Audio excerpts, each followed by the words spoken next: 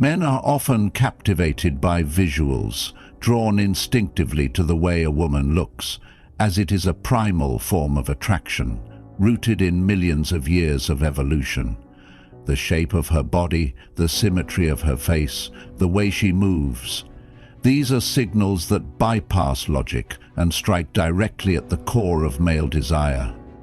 Women, on the other hand, tend to be more influenced by words, by the verbal aspect of seduction, by the way a man speaks, the depth of his voice, and the emotions he evokes. This is not a simple cultural construct, but an embedded psychological reality.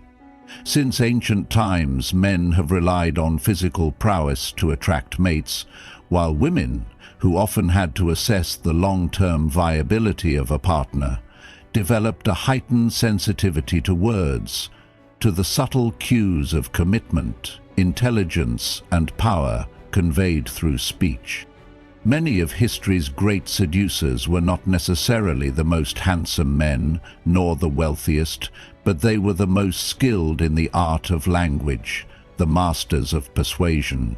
They understood that words, when used correctly, are more powerful than force, that a well-crafted phrase can create desire, open doors, and forge unbreakable bonds. Consider one such figure, a man of immense charm and intelligence who overcame deep-seated prejudice to rise to the highest levels of power. He was an outsider, an anomaly in a rigid society that resisted change, facing barriers that would have crushed an ordinary man, yet he succeeded not through brute strength, but through his ability to understand human nature. He read people the way a poet reads between the lines of a verse. He knew when to flatter, when to pause, when to let silence speak. His mastery of speech and presence enabled him to win over even the most powerful figures of his time. His strength was not in domination, but in making others feel extraordinary.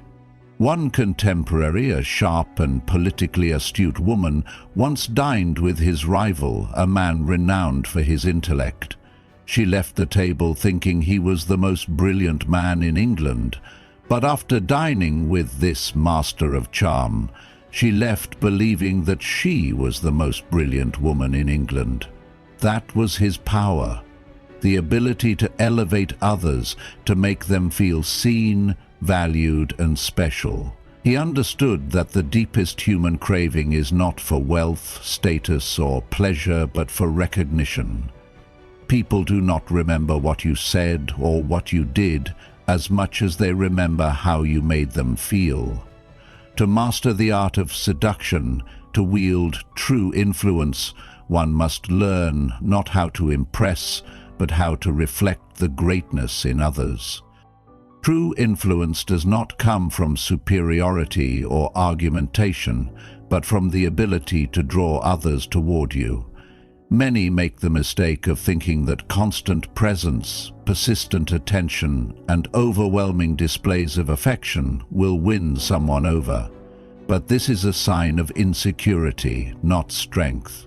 If you are always available, always present, you become predictable.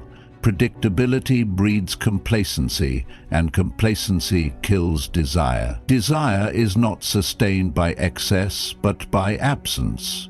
When you create space, when you withdraw for a time, you shift the dynamic. Suddenly you are valued, you are thought of. You become a presence in their mind rather than just another face in the crowd. This is not mere manipulation, but a fundamental understanding of human psychology. One of the most powerful principles of attraction is the perception of desirability. If you walk past a restaurant that is empty, you hesitate to enter. But if you pass one filled with laughter, energy, and movement, you are drawn in, even if you know nothing about the food. The same applies to human relationships. Those who are sought after, who carry an air of confidence and magnetism, become more desirable. Popularity breeds attraction. If you position yourself as someone in demand, as someone whose presence is valued by others, You create an aura of intrigue that naturally draws people toward you. Understanding the emotions and moods of others is a skill of immeasurable power.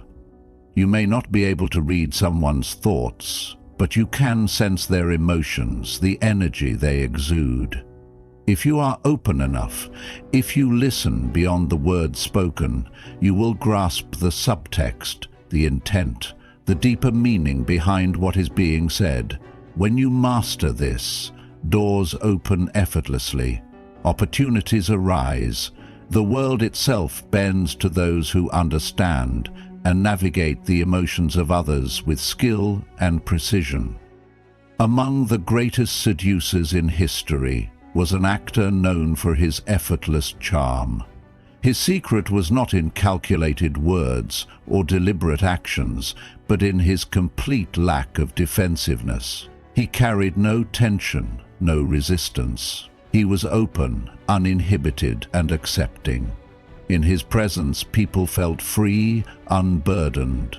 They described being around him as akin to having several drinks, a loosening of their inhibitions simply by absorbing his energy. This is because human beings are not purely logical creatures. We are emotional, physical, and deeply influenced by the energy of those around us.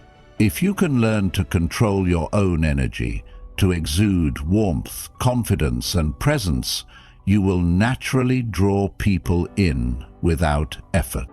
Mastery over oneself, over one's presence, and over the perception of others is the key to influence. It is not about deception, but about understanding human nature at its core. Strength is not in force, but in presence. Power is not in domination, but in the ability to draw others in without effort. The greatest leaders, the most magnetic figures in history, did not demand attention. They commanded it, not by pushing themselves forward, but by pulling others toward them through an undeniable force of character, an unwavering understanding of the human spirit. If you wish to be truly unforgettable, to leave a mark that lingers in the minds of those you meet, then abandon the need for control. Instead, cultivate presence. Become a mystery worth unraveling, a force of nature that cannot be ignored. Let your absence create longing. Let your words create wonder. Let your presence, when you choose to give it, be a gift that others cherish. Those who master this art do not chase, they attract. They do not demand, they command. And in the end, it is not they who seek the world, but the world that seeks them.